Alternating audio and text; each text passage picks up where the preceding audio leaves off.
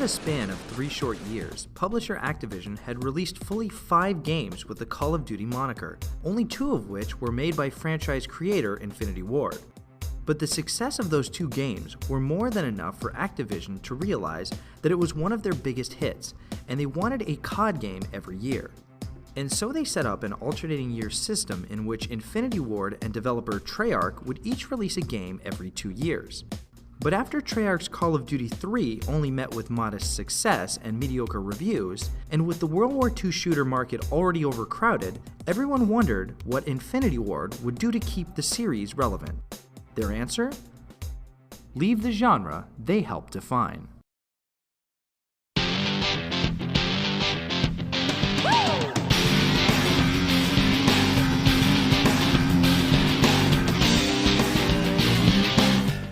Having now worked on 2 Call of Duty titles, not to mention Medal of Honor Allied Assault, Infinity Ward wanted to step away from the Second World War.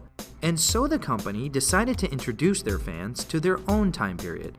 Call of Duty 4 would take place in the modern day, giving Infinity Ward a host of new gizmos and gadgets to play with. As a matter of fact, Infinity Ward had been wanting to make Modern Warfare games all along, and both Call of Duty 1 and 2 were also pitched as modern games. Activision always resisted, since they knew that there was money in World War II and their market research indicated nobody wanted to play in the modern day. But after the good reputation Infinity Ward had built up, and also knowing that Treyarch would be waiting in the wings with another World War game, Activision finally decided to bite the bullet. The change in setting would allow the studio to tell their own narrative story, while still staying true to the authenticity that helped define the franchise. To that end, they interviewed Marine Corps veterans about their experiences, and even attended a live fire exercise at a nearby Marine base. As with their World War II titles, this allowed Infinity Ward to make a game that felt absolutely true, right down to the dialogue and slang of its participants. The game itself was going to be much bigger this time around. For one thing, after the popularity of COD 2's multiplayer, Infinity Ward chose to split the development teams for single and multiplayer on Call of Duty 4. Both groups started at the same time, and so both had plenty of time to make, refine, and polish their respective games. To support 2 separate teams, Infinity Ward doubled in size to nearly 100 employees. On top of this, Infinity Ward decided to develop their own proprietary engine this time around. The guys had their work cut out for them. They were also facing steep competition. COD 4 released only 2 months after the mega smash Halo 3, and a week before the much-hyped Assassin's Creed. But on November 6, 2007, Call of Duty 4 Modern Warfare released to rave reviews and sales beyond anybody's expectations.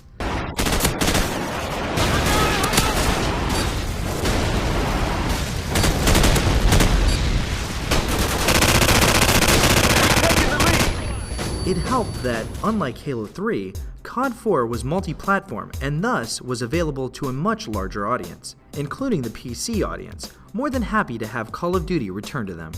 The game took the series' trademark intense combat into a fictional conflict in the Middle East and Russia, with more varied gameplay and newer, more modern toys.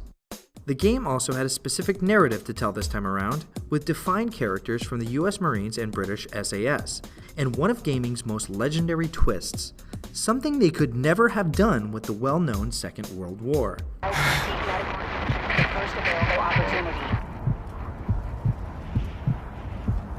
On the multiplayer side, Infinity Ward went away from Halo's all players are equal approach and created a system that rewarded superior players.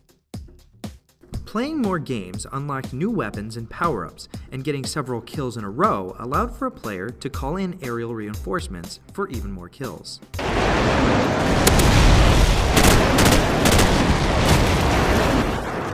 Meanwhile, on the Xbox side of things, in January 2008, Call of Duty 4 managed the unthinkable.